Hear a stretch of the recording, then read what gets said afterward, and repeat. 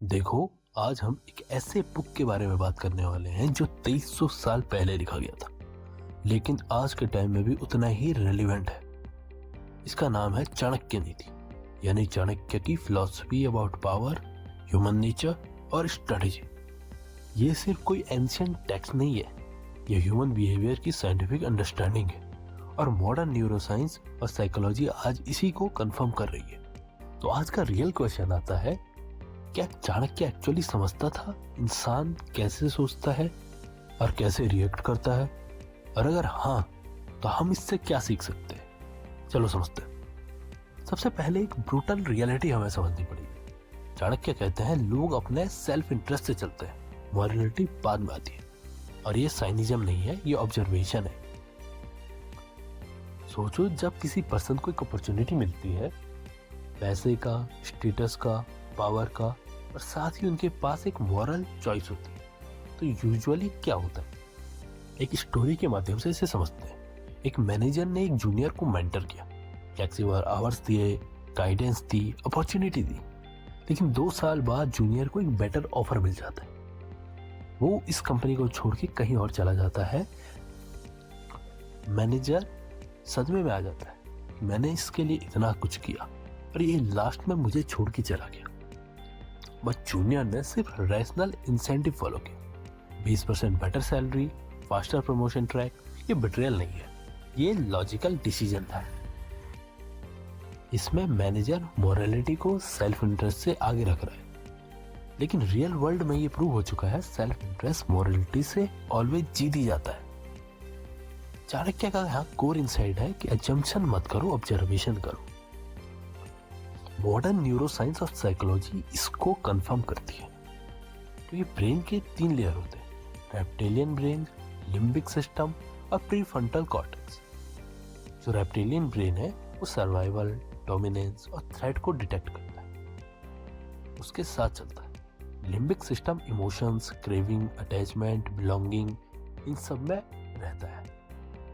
Prefrontal cortex logic, planning, morality, rationality, ये सब में चलता है। जब स्ट्रेस, थ्रेट या टेम्पटिंग अपॉर्चुनिटी आती है तो प्रीफ्रंटल कॉर्टेक्स ओवरलोड हो जाता है और लिम्बिक सिस्टम और रेप्टिलियन ब्रेन कंट्रोल ले लेता है। इसका मतलब एक पर्सन जो खुद को मोरल समझता है, अगर उसको बड़ा थ्रेट या बड़ा रिवॉर्ड दिख जाए, वो ऐसा डिसीजन ले सकता है जो आपको भी शॉक कर ले। Psychological loss aversion, dopamine cycle, reward uncertainty mechanism है। इंटरमिटेंट अफेक्शन, कभी प्यार कभी इग्नोर, ये सबसे बड़ा addictive form of emotional control होता है। यही ट्रॉमा बॉन्डिंग की साइकिल है। चाणक्य इसे 2300 साल पहले समझ गए थे। ट्रेडिशनल टीचिंग बोलती है अच्छाई देखो, ट्रस्ट करो, लव सब जीत लेगा। पर रियल वर्ल्ड अलग ऑपरेट करता है। डिप्लोमेट वर्च्यू से अगर नेगोशिएट करेगा तो एनी एडवांटेज ग्रैब कर लेगा। पेरेंट फुल ट्रस्ट करेंगे, चाइल्ड मिसयूज कर लेगा।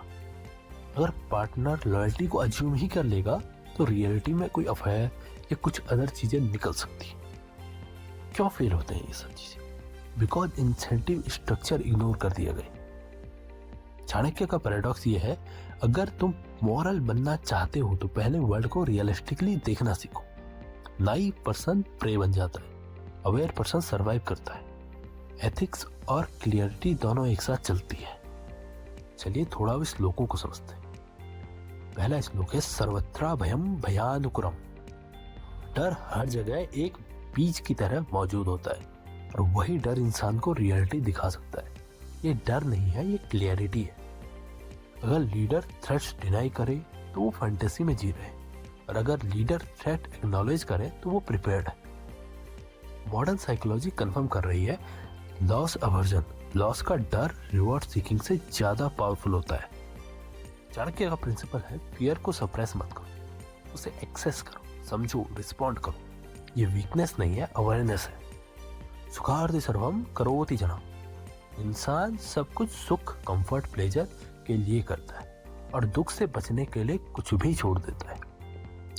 ह्यूमन मोटिवेशन 2 पोल्स पे आधारित है, रिवॉर्ड चाहना और पेन से बचना। अगर तुम समझ जाओ कि सामने वाला रिवॉर्ड चेसिंग मोड में है या फियर अवेयरनेस मोड, तो तुम उसके डिसीजन प्रिडिक्ट कर सकते हो। This is real power. मतिम सर्वत्रा कुर्विता, दिमाग को हर जगह लगाओ, समझ का इस्तेमाल करो, एफर्ट और इंटेलिजेंस से क्या चीज ना मिल सके। चाणक्य कहते हैं पावर का रियल सोर्स आर्मी, मनी या टाइटल नहीं होता। रियल पावर है ऑब्जर्वेशन, एनालिसिस, इंफॉर्मेशन एडवांटेज। जो देख लेता है जो दूसरा ना देख सके वो जीत जाता है। मॉडर्न एग्जांपल लेते हैं। एप्पल सिर्फ गैजेट नहीं बेचता, वो इकोसिस्टम कंट्रोल करता है। कंज्यूमर को लगता है चॉइस उनकी है, बट एक्चुअली इंसेंटिव गाइडेड है। चौथा श्लोक है बंधुनम अपि कर्तव्याम अप्रिय वचना, दोस्त हो या अपना बंदा, कभी कभी उनको सच बताना पड़ता है, चाहे वो कड़वा ही क्यों ना हो, क्योंकि जो सच फायदा देता है वो सच्चा होता है। ट्रू फ्रेंड वो नहीं जो सिर्फ कंफर्ट दे, सच्चा फ्रेंड वो है जो इनकन्वीनियंट ट्रुथ बोलता हो पर फायदे के लिए ना ईगो के लिए। जो सिर्फ से वर्ड्स बोलता है या तो वीक होते हैं या स्ट्रेटेजिकली कुछ छुपा रहे होते हैं। चलिए अब एक ऐसे पार्ट को समझते हैं जो हमेशा छुपा हुआ रहता है, शैडो। कार्ल यूंग शैडो के बारे में डिस्क्राइब करते हैं। अकॉर्डिंग टू यूंग, शैडो वो पार्ट है जिसे हम डिनाई करते हैं। Cruelty, manipulation, control, jealousy, selfishness. Moral teaching जो बोलती है वो कहती है कि शैडो को सप्रेस करो, पर जब तुम रिजेक्ट करते हो तो शैडो अनकॉन्शियसली ऑपरेट करता है। एक एग्जांपल लेते हैं। तुम कहते हो मैं मैनिपुलेटिव नहीं हूं, लेकिन तुम अप्रूवल के लिए सटल बिहेवियर चेंज करते हो, ये मैनिपुलेशन ही है। तुम कहते हो मैं जेलस नहीं होता, पर तुम साइलेंट कंपैरिजन करते रहते हो, ये जेलसी का ही पार्ट है। चाणक्य भी यही कहते हैं, शैडो को डिनाई मत करो, शैडो को समझो, इंटीग्रेट करो। जब तुम अपने डार्क साइड को कॉन्शियसली रिकॉग्नाइज कर लेते हो तो तुम उसको कंट्रोल कर सकते हो। अगर डिनाई करोगे तो शैडो तुम्हें कंट्रोल करेगा। कैसे? प्रेडिटर्स आपकी शैडो को एक्सप्लॉइट करते हैं। अगर आपको बिलोंगिंग की नीड है तो वो कहेंगे तुम स्पेशल हो। वैलिडेशन चाहिए तो कहेंगे सिर्फ मैं तुम्हें समझता हूँ। अटैचमेंट चाहिए तो इंटरमिटेंट अफेक्शन, कभी प्यार या कभी डिस्टेंस के साथ प्ले करते हैं। अगर आप में सेम या फियर की भावना है तो वो कह सकते हैं कि तुम अगर कहीं जाते हो या तुम वहां जाते हो जहां मैं नहीं चाहता, या तुम जाओगे तो तुम गलत हो। जो ये साइकिल ऐसे पहचानना आसान होता है एक्चुअली। इसमें अफेक्शन होता है, पेन होता है, अपॉलॉजी होती है, होप होती है, और फिर ये साइकिल वापस रिपीट होती है। इसको कहते हैं ट्रॉमा बॉन्ड। चाणक्य इसमें कहते हैं कि क्या बोल रहा है इसको इग्नोर करो, उसका बिहेवियर ऑब्जर्व करो। अगर वर्ड्स और एक्शन कॉन्फ्लिक्ट करें, एक्शन हमेशा तुरंत बताते हैं। जब लोग पावर के बारे में सोचते हैं उन्हें लगता है पावर मतलब फोर्स, अथॉरिटी या कंट्रोल, पर चाणक्य का रियल जीनियस यहाँ था। सबसे इफेक्टिव पावर वो होती है जो दिखती नहीं। जब तुम किसी को ओपनली डोमिनेट करते हो तो उनका ईगो और सर्वाइवल इंस्टिंक्ट एक्टिव हो जाती है। वो फिर रजिस्ट करते हैं, प्लान बनाते हैं या साइलेंटली विड्रॉल कर लेते हैं। लेकिन अगर तुम इन्फ्लुएंस ऐसे करो कि सामने वाले को लगे डिसीजन उसने खुद के लिए लिया है, तो रेजिस्टेंस जीरो हो जाती है। चलिए इसका एग्जांपल लेते हैं। कोएर्जन मतलब जबरदस्ती अगर आप करो, लाइक ये करो वरना कॉन्सिक्वेंसेस मिलेंगे, ये शॉर्ट टर्म में तो चल जाएगा, लेकिन रिजेंटमेंट लॉन्ग टर्म के लिए हो जाएगा। सेकंड हम कह सकते हैं रिवॉर्ड या ट्रेड। ये करो तो ये बेनिफिट मिलेगा, ये स्टेबल तो है, लेकिन आपको कंटिन्यूसली पे ऑफ करना पड़ेगा, रिवॉर्ड देना होगा। लेजिटिमेसी, ये सही है, जस्टिफाइड है। स्टेबल तो है, लेकिन ट्रस्ट अगर एग्जिस्ट नहीं करता तो प्रॉब्लम है। एक होता है इनविजिबल इन्फ्लुएंस। इसमें आप इंफॉर्मेशन और एनवायरनमेंट ऐसे सेव करो कि सामने वाले आपकी मर्जी को अपनी मर्जी समझे। ये बहुत स्टेबल होता है, इसमें कोई रिवॉर्ड भी नहीं चाहिए रहता और ट्रस्ट की तक जरूरत नहीं होती है इसमें। चाणक्य ने चौथा मॉडल मास्टर किया था। एक एग्जांपल लेते हैं। एक वजीर है जो राजा को कंट्रोल तो नहीं कर सकता, लेकिन वो राजा को इन्फ्लुएंस कर सकता है इन मॉडल से। जैसे कौन राजा से बात कर रहा है, कौन सी इंफॉर्मेशन हाईलाइट हो, कौन सी हाइड, ये डिसाइड कर सकता है। किस प्रपोजल को फ्रिक्शन मिले और किसको स्मूथ अप्रूवल, ये डिजाइन कर सकता है। राजा को लगता है डिसीजन मेरा है, बट एक्चुअली वजीर ने पूरा कॉन्टेक्स्ट शेप किया हुआ है। ये है सटल पावर। सोशल मीडिया को पता है आप कितने मिनट प्रीव्यू देखकर क्लिक करते हो। सोशल मीडिया प्लेटफॉर्म डिसाइड करता है तुम्हारे फीड में क्या दिखाना चाहिए, कौन सा कंटेंट वायरल होगा, कौन सी ओपिनियन नॉर्मल लगेगी और कौन सी एक्सट्रीम। वो ये नहीं कहते कि इसको बिलीव करें, वो सब they just show something more and high something more. तुम्हें लगता है मैं खुद सोच रहा हूँ, लेकिन actually you are thinking within the frame provided to you. Ultimate insight अगर बनानी है तो ये लॉन्ग टर्म पावर फोर्स से नहीं बनती, ना कि फियर से, ना कि लाउड लीडरशिप से बनती है। लॉन्ग टर्म पावर बनती है इंफॉर्मेशन एडवांटेज, इंसेंटिव अलाइनमेंट और इनविजिबिलिटी से। रियल पावर तब होती है जब तुम इन्फ्लुएंस करो बिना फोर्स के, बिना अनाउंस किए, बिना सामने वाले के रजिस्ट किए। ये चाणक्य का सिग्नेचर आर्ट था। मॉडर्न बिहेवियर इकोनॉमिक्स ने पिछले 50 साल में वही प्रूव किया जो चाणक्य ऑलरेडी समझ चुके थे। हम लोग रेशनल नहीं होते, हम प्रेडिक्टिवली इरेशनल होते।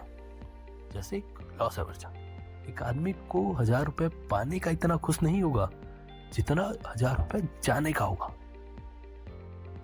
तो अगर कोई सिस्टम लॉस अवॉइड करो फ्रेम करे, पीपल वहां ज्यादा फॉलो करेंगे।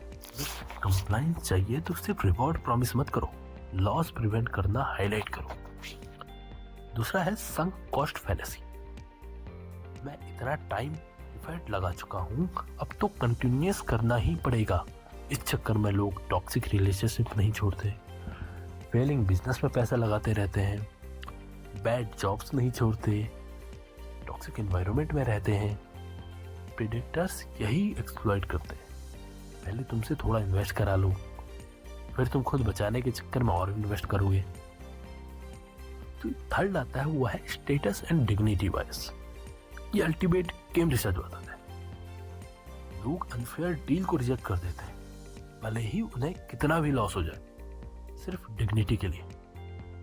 इसमें चाणक्य कहते हैं ऑफर चाहे छोटा हो लेकिन डिग्निफाई होना चाहिए। इंसान पैसा भूल जाता है लेकिन बेइज्जती नहीं भूलता। अब थ्योरी को रियल लाइफ में कैसे अप्लाई करना है ये सीखिए। एक हैबिट बनाइए, सीइंग बीनीथ द सरफेस।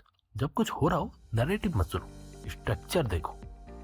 ये 5 क्वेश्चन आपको इसमें हेल्प कर सकते हैं। पहला क्वेश्चन, वो बेनिफिट। कोई भी डिसीजन हो, घर का, ऑफिस का, पॉलिटिक्स का, रिलेशनशिप का, देखो फायदा किसको हो रहा है। जिस व्यक्ति को सबसे ज्यादा बेनिफिट हो रहा है, मोस्ट लाइकली वही डिसीजन का आर्किटेक्ट है, चाहे वो ओपनली दिखे या ना दिखे। कंपनी एफिशिएंसी के नाम पे लेऑफ्स करती है, एग्जीक्यूटिव का बोनस सिक्योर होता है। रिलेशनशिप में सेक्रीफाइस के नाम पे एक साइड कॉम्प्रोमाइज करता है, पावर इम्बैलेंस क्रिएट होता है। सरफेस रीजन अलग होते हैं, रियल रीजन इंसेंटिव होते हैं। दूसरा question, who loses. Her decision winner और लूजर्स क्रिएट करता है। जो लूज कर रहे होते हैं वो ओपन रेजिस्टेंस नहीं करते, वो silent withdrawal, subtle sabotage, loyalty decrease या डिस्कनेक्ट करते हैं। ये हर जगह, जैसे ऑफिस, फैमिली, पॉलिटिक्स। अगर लॉस हो रहा है तो रेजिस्टेंस हमेशा आता है। थर्ड क्वेश्चन आपका आना चाहिए, who is pretending. Almost her situation में कोई ना कोई रोल प्ले कर रहा होता है। सपोर्टिव फ्रेंड जो एक्चुअली जेलस हो, डेडिकेटेड एम्प्लॉय जो सीक्रेटली जॉब सर्च कर रहा हो, रोमांटिक कमिटमेंट जहां बैकअप ऑप्शन ओपन है। चाणक्य कहते हैं observe consistency across time. Pressure के टाइम असली कैरेक्टर रिवील होता है। वर्ड चीप होता है, पैटर्न ट्रुथ दिखाते हैं। चौथी चीज देखिए, हु कंट्रोल इंफॉर्मेशन।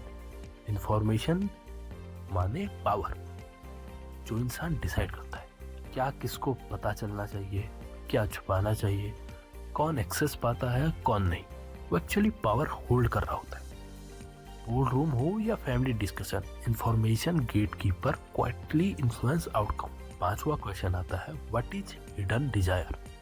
हर इंसान के एक्शन के पीछे या तो स्टेटस का हंगर है, या फियर ऑफ रिजेक्शन है, या कंट्रोल की नीड है, या बिलोंगिंग का क्रेविंग है, या इरेलीवेंस का डर है। रिवेल्स मोटिव्स नहीं होते, रियल मोटिव्स ये होते हैं। जब तुम हिडन डिजायर समझ लेते हो, बिहेवियर प्रेडिक्टेबल हो जाता है, कंपनी को बेचने का इरादा लेके चल रहा है। Company sell decision, company announce कर रही है कि अब ये कंपनी दूसरी कंपनी एक्वायर कर रही है। ये मार्केट के लिए बेस्ट स्ट्रेटेजिक मूव है।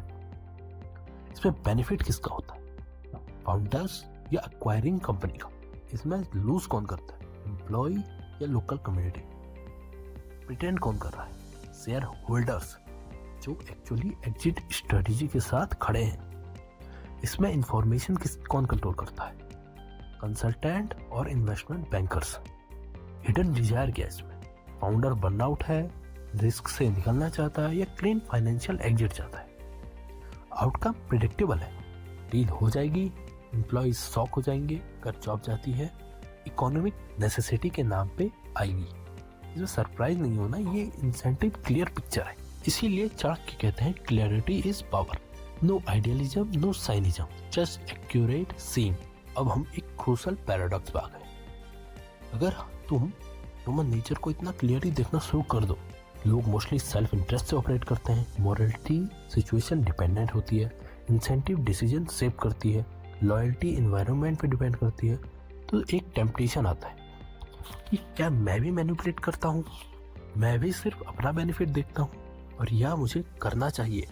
यहीं लोग गलत साइड पे स्लिप कर जाते हैं और विजडम करप्शन बन जाती है। इसमें हमें साइनिक और वाइस पर्सन में अंतर समझना पड़ेगा। साइनिक पर्सन कहेगा सब सेल्फिश है, मैं भी सेल्फिश बनूंगा, लेकिन इसमें वाइस पर्सन कहेगा सबके अंदर सेल्फिशनेस है, समझना जरूरी है, पर मैं चूज करता हूं कैसे एक्ट करना है। साइनिक रिएक्ट करेगा, वाइस पर्सन कॉन्शियसली चूज करेगा। साइनिक का शैडो अनकॉन्शियस होता है, वाइस पर्सन शैडो को इंटीग्रेट करता है। साइनिक पावर चाहिए चाहे कैसे मिले, लेकिन wise person power conscious responsibility के साथ लेता है। साइनिज्म रियलिज्म नहीं है, साइनिज्म फियर और एग्जॉशन का डिफेंस मैकेनिज्म है। विजडम क्या करती है, रियलिटी को क्लियरली देखती है, पर फिर भी डिग्निटी के साथ एक्ट करने का डिसीजन लेती है। ये बहुत रेयर होता है। इसमें भी दो गलत बात होते हैं। पहला होता है नेव आइडियलिज्म, लोग अच्छे हैं, ट्रस्ट सबसे बड़ी वैल्यू है, लव सब जीतेगा। Result heartbreak, betrayal, exploitation. उन्हें लगता है दुनिया अनफेयर है, एक्चुअली उन्होंने वर्ल्ड को ठीक से रीड ही नहीं किया। दूसरा आता है रूथलेस अपॉर्चुनिज्म, सब सेल्फिश तो मैं भी मैनिपुलेटिव बन जाऊंगा, पावर बिना एम्पैथी के। Result temporary win, long term loneliness, no stability, no inner peace. जो थर्ड बात है चाणक्य का एक्चुअल बात है, clarity, choice, responsibility. See clearly, human nature समझिए, इंसेंटिव समझिए, पावर डायनामिक्स को समझिए। नॉलेज यूर शैडो, आप भी क्रूरटी के कैपेबल हो, जेलसी के कैपेबल हो और कंट्रोल के कैपेबल हो, ये समझिए, लेकिन फिर भी choose consciously. Value based action लीजिए, फियर बेस्ड नहीं, ego based. Act with integrity that can survive reality, not delicate morality that collapse under pressure. This is mature ethics, not borrow ethics, not fragile ethics. The real definition of power है true power. True power है जब तुम unethical हो सकते हो पर तुम consciously नहीं होते। नाइव पर्सन के पास चॉइस नहीं होती, वो सपने में जीता है। रूथलेस पर्सन के पास चॉइस नहीं होती, वो फियर में जीता है। वाइस पर्सन के पास हमेशा चॉइस होती है। This is freedom. चलिए थोड़ा शैडो इंटीग्रेशन को समझते हैं। यहाँ से रियल इनर वर्क शुरू होता है। लोग सोचते हैं अगर मैं मैनिपुलेटिव और ह्यूमन नेचर समझ गया तो मैं इमोरल हो जाऊंगा। एक्चुअली उल्टा होता है। जो लोग अपने अंदर के डार्क पार्ट्स को डिनाई करते हैं उनका शैडो अनकॉन्शियसली बिहेवियर कंट्रोल करता है। तुम कहते हो मैं जेलस वाला आदमी नहीं हूँ, पर फिर भी तुम कंपैरिजन करते हो बस छुप छुप के। तुम कहते हो मैं कंट्रोलिंग नहीं हूँ, लेकिन जहाँ तुम्हारी मर्जी ना चले वहाँ तुम इमोशनल अप्रूवल विड्रॉ कर लेते हो। तुम कहते हो मैं मैनिपुलेटिव नहीं हूँ, पर फिर भी गिल्ट और अफेक्शन दोनों को यूज करते हो आउटकम चेंज करने के लिए। शैडो डिनाई करने से वो ज़्यादा पावरफुल हो जाता है। तो इंटीग्रेशन क्या होता है? इंटीग्रेशन का मतलब मैं कैपेबल हूँ रोल्टी के, पर मैं डिसाइड करता हूँ कब नहीं करना। मैं कैपेबल हूँ मैनिपुलेशन के, पर मैं चूज करता हूँ क्लियरिटी और ऑनेस्टी। मैं कैपेबल हूँ डोमिनेशन का, पर मैं चूज करता हूँ बाउंड्रीज एंड फेयरनेस। ये सेल्फ कंट्रोल है, ये स्ट्रेंथ है, ये अवेयरनेस से आता है, प्रिटेंड से नहीं। कार्ल युंग कहते हैं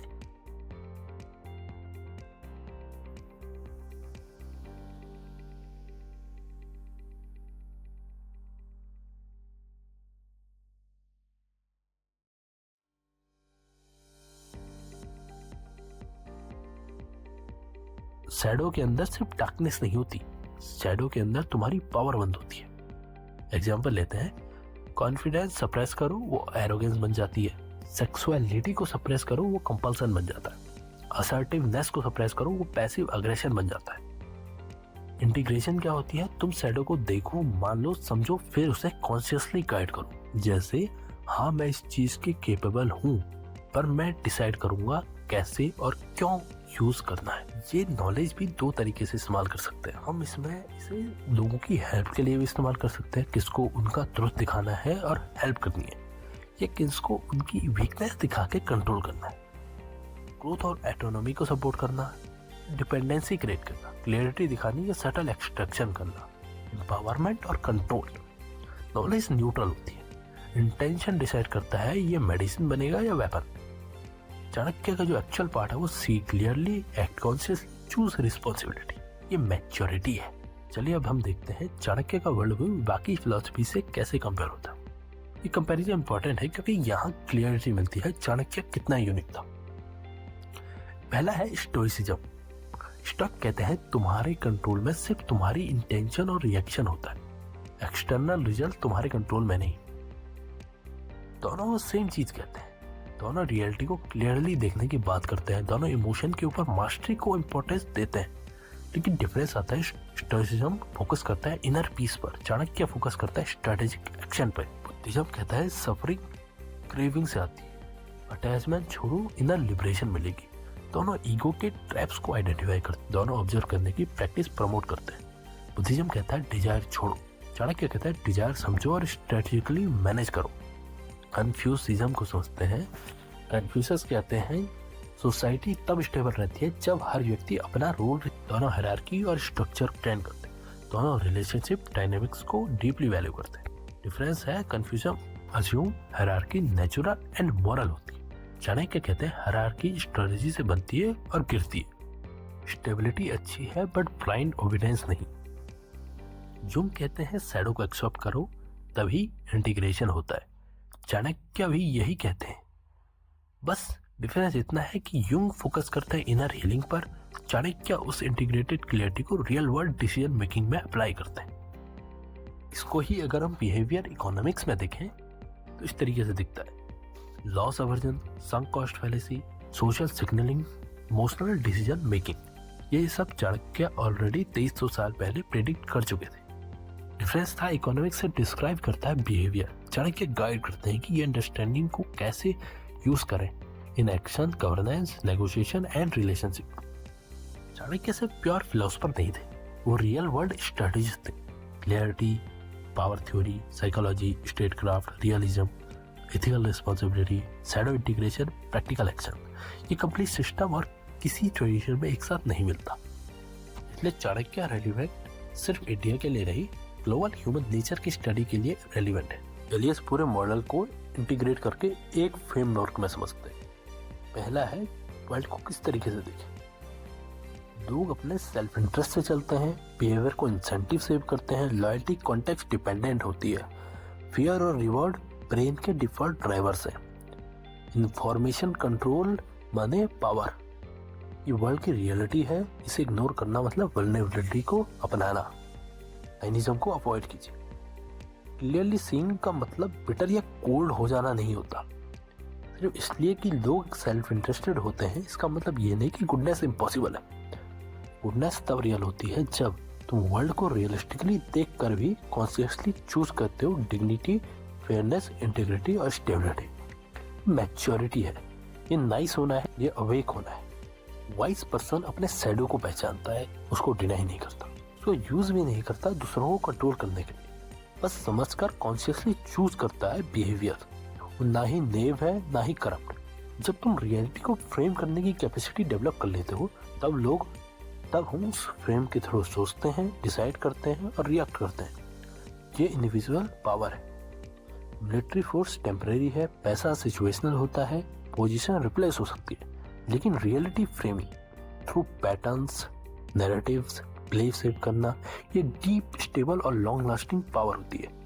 इसलिए प्रोपेगेंडा लॉ से ज़्यादा पावरफुल होता है, एजुकेशन पनिशमेंट से ज़्यादा पावरफुल होता है, स्टोरी टेलिंग डायरेक्ट परसुएशन से ज़्यादा पावरफुल होती है। पावर ऑफ मीनिंग पे फोकस कीजिए, पावर ऑफ फोर्स पे नहीं। मैनिपुलेशन के अगेंस्ट जो एक डिफेंस है वो है स्ट्रक्चर लिटरेसी, इंसेंटिव समझना, हिडन मोटिव्स रीड करना, बिहेवियर वर्सेस वर्ड डिफरेंशिएट करना, इंफॉर्मेशन फ्लो को एनालाइज करना। जिस इंसान को ये सब दिखना शुरू हो जाए वो मैनिपुलेट होना बंद हो जाता है और वो दूसरों को भी प्रोटेक्ट कर सकता है। यहाँ एक इम्पोर्टेंट पॉइंट, सिर्फ अंडरस्टैंडिंग इनफ नहीं होती। आप नॉलेज समझ जाओ फिर भी रियल लाइफ से मिस्टेक रिपीट हो सकती है। क्यों? क्योंकि माइंड तो आपकी समझ गई, लेकिन पैटर्न्स और बॉडी में अभी ये इंटीग्रेटेड नहीं हुआ है। जैसे तुम जान जाते हो कि लोग सेल्फ इंटरेस्ट से चलते हैं, फिर भी तुम होप करते हो ये पर्सन अलग होगा। आपको पता है कि रेड फ्लैग एग्जिस्ट कर रहे हैं, लेकिन फिर भी आप बेनिफिट ऑफ डाउट दे देते हैं। आपको पता है कि रिलेशनशिप एक्सप्लॉइटिव हो रही है, फिर भी आप छोड़ना नहीं चाहते। ये कंफ्यूजन नहीं है, ये कंडीशनिंग है। इस गैप को ब्रिज करने का 3 तरीके हैं। पहले, ऑब्जर्वेशन विदाउट जजमेंट।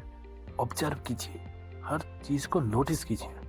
मैं क्या देख रहा हूँ, सामने वाला क्या कर रहा है, वर्ड्स और एक्शन मैच हो रहे हैं या नहीं। ऑब्जर्व कीजिए इमोशनल रिएक्शन के बिना, जैसे वाइल्ड लाइफ रिसर्च शेर को ऑब्जर्व करते हैं। ना फियर ना मोरलाइजिंग, सिर्फ क्लियरिटी। लो स्टेक एक्सपेरिमेंट आप कर सकते हैं, जैसे नेगोशिएशन कीजिए स्मॉल परचेसेस में, एक कैजुअल कन्वर्सेशन कीजिए, ऑफिस का डायनेमिक समझिए। फ्रेंडशिप में बाउंड्री आप थोड़ा बहुत टेस्ट कर सकते हैं। अगर लो स्टेक में क्लियरिटी बिल्ड नहीं हुई, आप हाई स्टेक्स में जाने लायक ही नहीं है।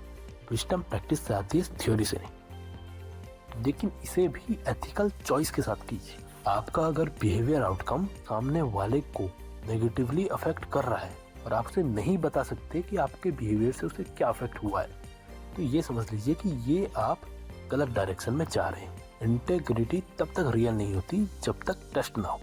नॉलेज इजीली मिल जाती है, रियल इंटेंशन शिफ्ट हो जाते हैं पेशेंट प्रैक्टिस से। विजडम एक्शन और रिफ्लेक्शन और अकाउंटेबिलिटी से आती है। Knowing is not equal to being. Being come from repeated conscious choice. चलिए इन्हें प्रैक्टिकल अंडरस्टैंडिंग से समझते हैं। पहले हम शैडो को समझते हैं। शुरुआत यहाँ से होती है। जो चीज तुम दूसरों में जज करते हो, वही चीज अक्सर तुम्हारे शैडो में होती है। स्टेप्स, आइडेंटिफाई कीजिए क्या ट्रेट आपको किसी में इरिटेट करता है।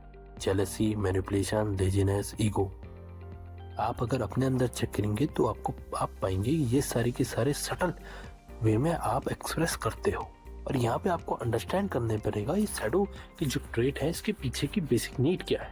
अगर जेलसी है तो बिलोंगिंग की नीड है, मैनिपुलेशन है तो सिक्योरिटी की नीड है, ईगो है तो डिग्निटी की नीड है।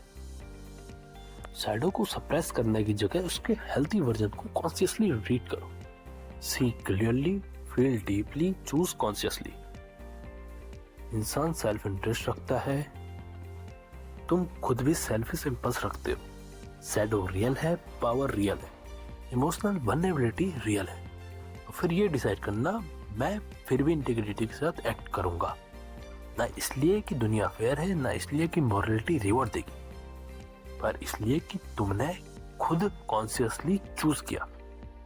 स्ट्रेंथ ये नहीं है कि तुम मैनिपुलेट कर सकते हो, स्ट्रेंथ ये है कि तुम मैनिपुलेट कर सकते हो और फिर भी चूज करते हो मैनिपुलेट ना करना। स्ट्रेंथ ये नहीं कि तुम कंट्रोल कर सकते हो, स्ट्रेंथ ये है कि तुम कंट्रोल कर सकते हो पर फिर भी स्पेस और ऑटोनॉमी देते हो। स्ट्रेंथ ये नहीं है कि तुम ओवर पावर कर सकते हो, स्ट्रेंथ ये है कि तुम पावर को रिस्पॉन्सिबल तरीके से होल्ड करते हो। ये रियल मैच्योरिटी है, ये रियल पावर है। ट्रू विजडम आती है clearly seeing without denials. True morality आती है कॉन्शियस चॉइस नॉट कंडीशनिंग। जिस दिन तुम ये बैलेंस होल्ड कर लोगे उस दिन पावर भी तुम्हारे पास होगी, डिग्निटी भी और शांति भी। चाणक्य ने 23 साल पहले ये लिखा था, जो व्यक्ति दुनिया को स्पष्ट देखता है वही फैसला करता है। आज न्यूरोसाइंस, साइकोलॉजी, बिहेवियर इकोनॉमिक्स सब यही कह रही हैं, ह्यूमन नेचर कोई प्रॉब्लम नहीं है, ह्यूमन नेचर को ना समझना प्रॉब्लम है। तो सवाल सिंपल है, अब जब आप देख चुके हो